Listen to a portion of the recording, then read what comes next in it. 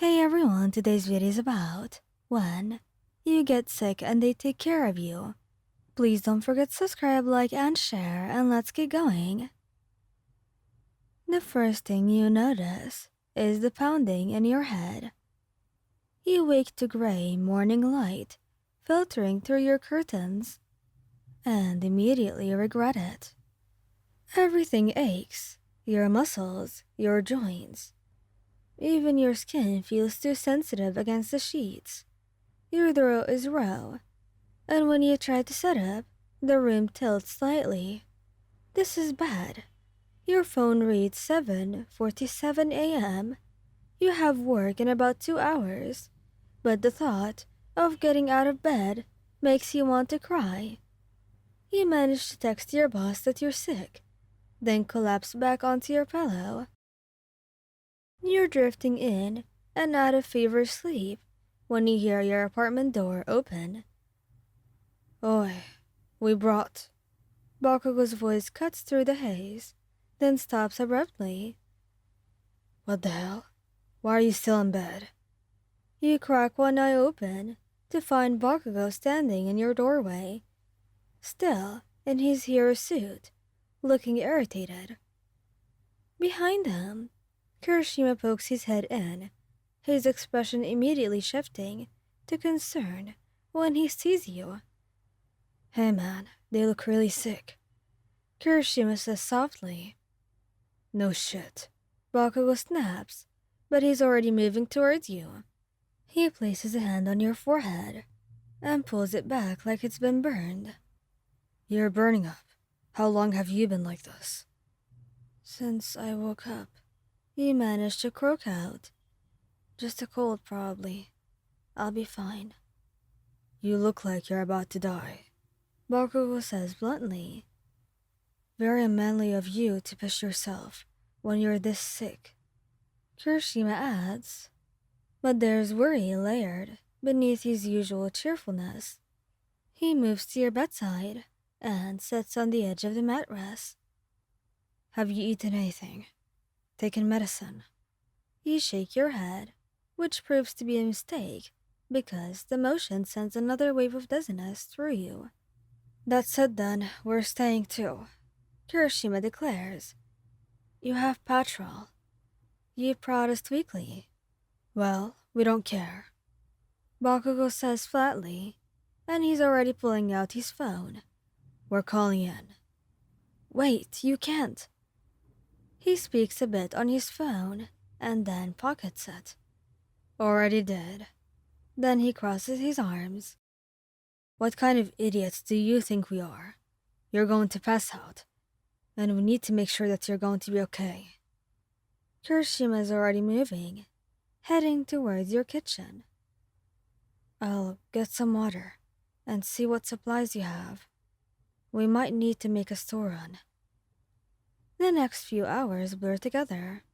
Bakugou refuses to leave, posting up in your armchair like he's personally responsible for preventing you from dying. He's surprisingly gentle when he's not being his usual explosive self. He adjusts your pillows, makes sure you drink water, and even manages not to complain too much when you accidentally get some on his hero costume. Kirishima returns with an armful of supplies, medicine, soup, hot drinks, and enough tissues to stock a small pharmacy. He sets everything up on your nightstand, with the focus of someone defusing a bomb, labeling each item, and creating a small timetable for when you should take what. Okay, so the fever reducer should kick in within an hour. And I grabbed some of that cold medicine you like, the one that actually tastes okay. He shows you everything that he speaks of. You're being ridiculous, you say, but your voice wavers. Part of you wants to send them away, to feel less like a burden, but honestly, you're too miserable to argue effectively. Tough, Bakugou says from the chair. We're staying anyway. By evening, you've deteriorated further. Your fever has climbed despite the medicine. And you're caught in that awful cycle of being too cold under 3 blankets and too hot under one. Every moment feels like it requires more energy than you have. Kirishima sits beside you with a cool washcloth and gently dabs your forehead. You're going to get through this, he says softly, and somehow, with his steady presence and genuine concern, you actually believe him. Bakugou brings you broth and watches you eat it like a hawk, making you finish the entire bowl. Need calories to fight this off. He grunts when you protest. Since when were you a doctor? You ask, amused despite yourself. Since my partner refused to take care of themselves. He shoots back. That night, they both stay. Kirishima naps in your armchair, having wrestled Bakugou out of it, and Bakugou sits on the floor beside your bed, refusing to leave. Whenever you stir or groan, he's there, adjusting your blankets, offering water, placing a cool hand on your burning skin. Go home, you mumble at one point. You have work tomorrow. Already took the week off, he says gruffly. What? You try to prop yourself up, but he gently pushes you back down. Kirishima too. We're not leaving you alone like this. The next few days follow a similar pattern.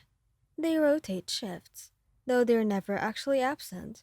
One is always there, managing your care with surprising gentleness from Bakugou and steadfast support from Kirishima.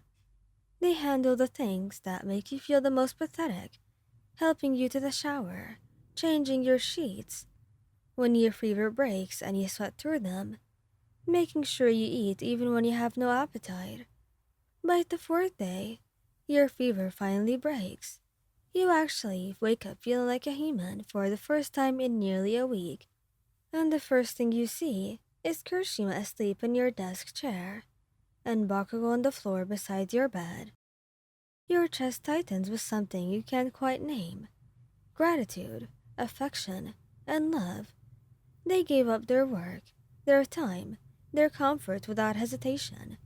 And so you went back to sleep that way, knowing that this is what it means to be loved by them, not just during the good times, but especially during the difficult ones.